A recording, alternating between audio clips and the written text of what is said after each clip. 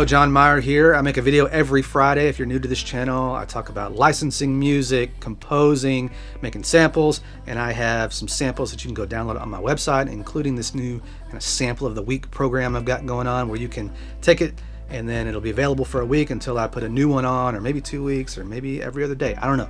But go grab them when they come out. Give me some feedback. They may come back in some other capacity down the road. But now I'm going to talk about mixing and specifically how I approach my master channel. And I'm going to do this in one take because I'm not going to spend all day editing myself like I normally do. So you're going to see me reference my notes and all that. But I get asked this question a lot about my master channel. Okay, I've done some mixes and I've been hesitant to talk about it. And the reason is, there's a couple of reasons. One, if you don't know what you're doing as far as how you handle gain, if you're new to this and your levels are all jacked up, if you start putting plugins on your master channel, well, you're going to run into some pretty significant issues with noise floor and all that stuff. And also because some of the things I'm doing, I don't know if exactly what they're doing, and all I can say is, well, it just sounds good. And that may not be enough for many of you, but it's enough for me.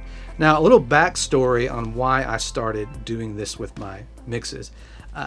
8 years ago, I was still producing bands. I mean, I do that still, but now mostly what I do is write music for media. But I was still producing and recording rock bands, folk bands, country bands, that kind of thing. And so I was able to spend a lot of time on my mixes. I did some stuff out of the box, but for the most part, I mixed in such a way that I knew it was going to be mastered by somebody else down the road. And so I left a lot of dynamic range in my mixes. But then one time I was co-producing an album. A guy was doing the other half of the album with a friend of mine in Nashville, and I was in Dallas, Texas doing my other half, and I was doing my thing. And I heard the other guy's mixes, and they were so loud and they were so bright. And I thought, well, that's silly. He's doing all that stuff on his master bus, or he's just putting that on at the end to show off, you know. And mine were kind of quiet and they lacked a lot of the punch. But then I spoke to the mastering engineer and he's like, look, this is the way I get mixes now for lots of reasons. One, they need to be approved by the label execs, so things have to sound the way close to the way they're going to sound when they're on the radio. And styles had changed and I needed to somewhat catch up because I noticed that my mixes were not translating once they were mastered the way that I hoped they would.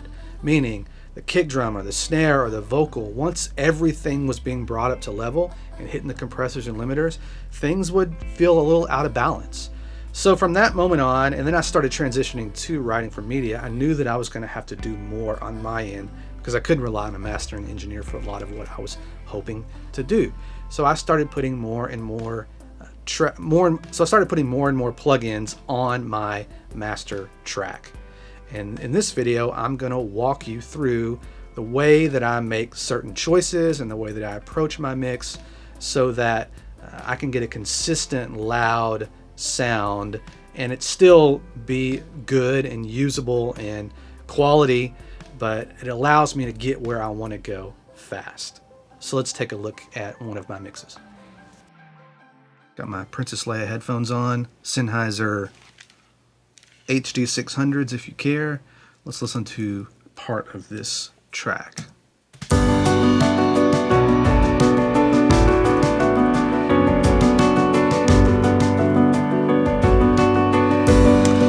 All right, if you recall, this song is from the demo that I made for the Steinway piano that I released, the Steinway sample, and is also now on the Kindness production music album that I released through the Merge catalog. So there you have that. We're not going to focus on the track too much.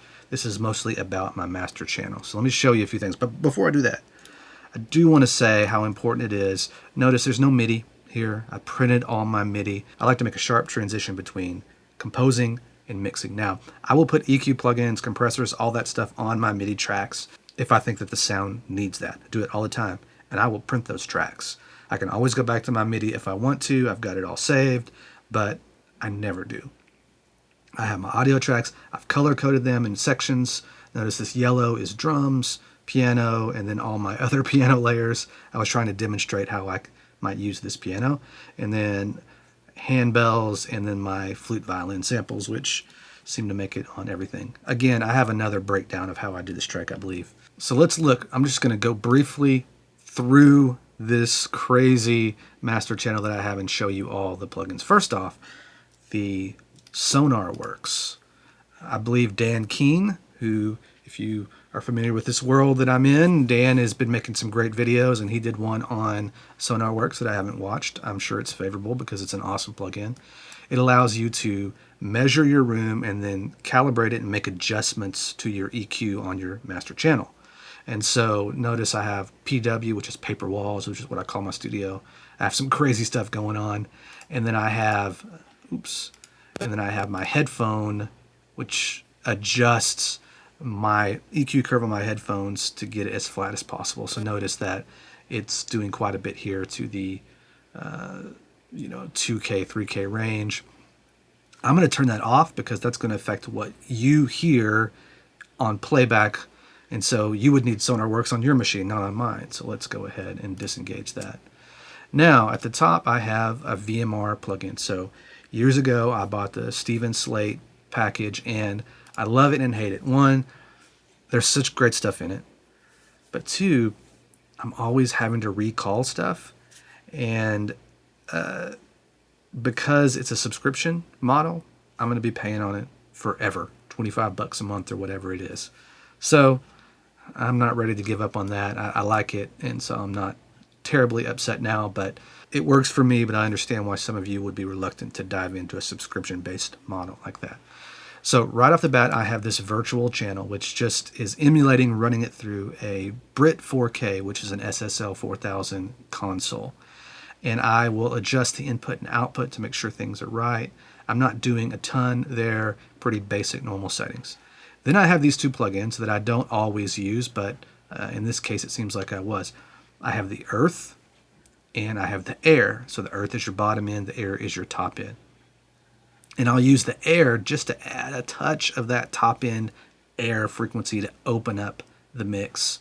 And then I'll sometimes add a low cut. And what I'm doing here is I can adjust the slope and I can adjust the Q to where when I can search around for that low frequency for this particular song that really makes it punch, and then I can bring that up, and when I start to roll off the bottom end, it's adding that little resonant peak at that frequency. So sometimes I use it if I really want the low frequencies to pop, sometimes I don't.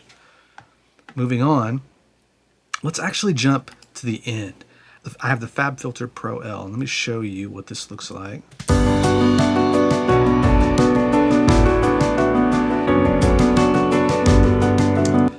Notice that I have it set to this K12 setting. Now this is another reason why I don't want to talk too much about this, because I don't know what all this means. I know that it's a setting that's made to get us in the right amount of dynamic range in kind of a delivery standard. And there's different settings here. There's the K12, there's 14 to 20. But I landed on this a long time ago, and this is just a reference for me that I know that if I am right up at plus 4 dB and I'm in the yellow most of the time and my peaks are up there, that I'm in a good place for delivery of my tracks. And so I've got this gain boosted up, but as you can see,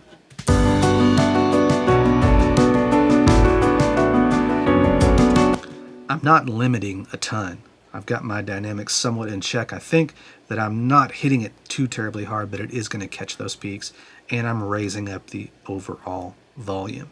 So that also leads me to this. I have a mix bus here set up.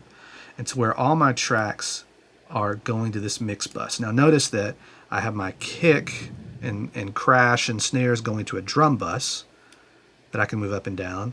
And then I have, oh, it looks like I'm missing something on the piano. Loopy is not in the drum bus, so I made a mistake there, but anyways. I can adjust my overall mix so that it hits these plugins the way that I want them to hit. And that leads me to, let's go back in the chain. I have this, oh, we'll save that for later. I have this Shadow Hills compressor. And as you can see here, when I hit playback, you can see where my levels are.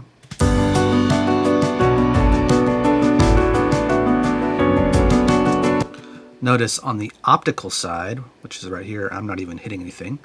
And then on the right, I have a text message. On the right, I have the discrete side, and that's where I'm getting about 1 dB of reduction. And this mix is done, but at the beginning of the mix, I'm always trying to adjust my mix levels to where I'm in that 0 to -1 range. On my discrete side, down here, I have a slow attack and a fast release. And so, it's not very heavy-handed at all. And I'm adjusting I've got the threshold set, and I never really adjust these. I just mix into the compressor. On the optical side, settings aren't terribly important because unless I am really slamming it, it's not hitting it at all.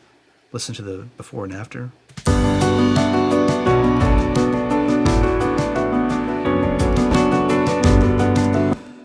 It's making the mix louder, and so that's making it sound better. But I'm trying to inch my gain up in some of these instances in the master channel, and that's something that I know that might be kind of controversial. Nothing's controversial here, but not everyone's going to do that. But I do like the way that it kind of keeps my sound in check and allows me to push things a little bit harder. Now, let's go back after the VMR, and after those I have a PULTEC EQ. This is just the standard PULTEC, kind of the free version, the legacy version that comes with the UAD set.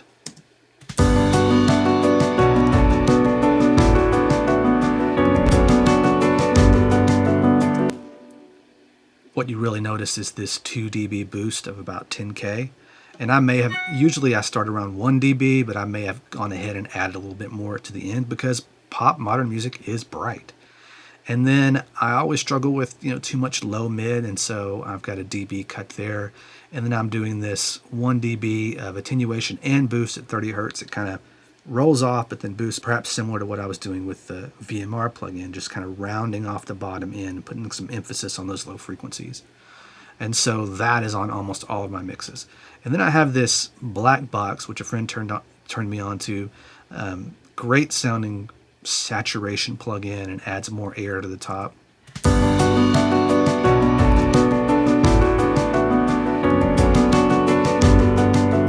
It just seems to tighten up the mix. Now it's also making it louder, and if I had a plug-in that needed to go, this would probably be the one, but I just like what it does to my overall sound.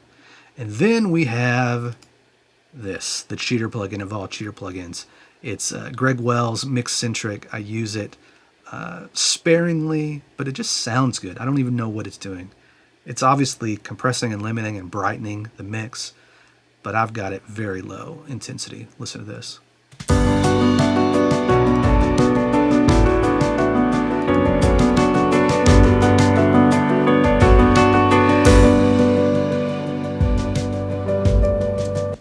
So if you are new to this and you're submitting to libraries or whatever, if you buy this plugin, it'll go a long way to getting your mixes loud and competitive.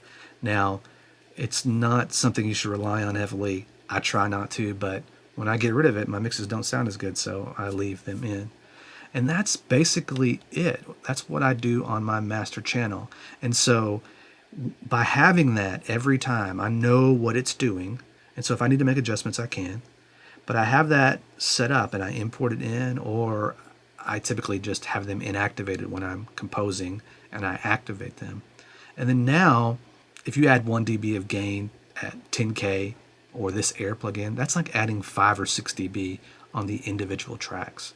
And so I'm doing so much, getting me so much farther towards where I want to be, that now I can go back and start making adjustments to my individual tracks. And I'm looking at them as the whole instead of looking at them as a bunch of individual tracks that work into a mix.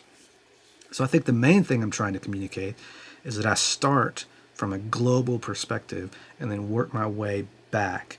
And I try to avoid soloing up channels as much as possible. Now, you have to do that sometimes if you really want to get into a sound and figure out what's bothering you about a sound or what you want to improve. Obviously, you solo it up, but always get back to listening to your mix as a whole. So I encourage you to steal some of these, find your own plugins that do the same thing. But this absolutely helps me get to a point in my mixes where I can deliver them quicker and move on to the next track. So Don't shortcut on your mixes. Make them sound as good as possible. And at the beginning, you need to be comparing as much as you possibly can to other mixes and spending a lot of time. But I've been doing this now 600 or 700 tracks. I kind of know what I need things to sound like. And hey, I've had some stuff played on major broadcast networks. I have a track that went up last year that got to 11,000 plays on broadcast television network primetime. Not all of them primetime, but a lot of them. So that makes me feel like, hey, well, not that you should compare yourself to everything that's on TV, because there's some really bad music that gets played on TV, and that's another topic altogether. The point being, the right track is always better than the best sounding track. So keep that in mind as you're going. The right songs, the right music, the right chord progression, the right melody for a scene is better than the perfectly mixed track. Now, quantity, quality, putting those two things together is what is going to push your career on and move you towards your goals, no doubt. So hopefully this will help you in some way get your mixes done quicker and better. Thanks. See you next week.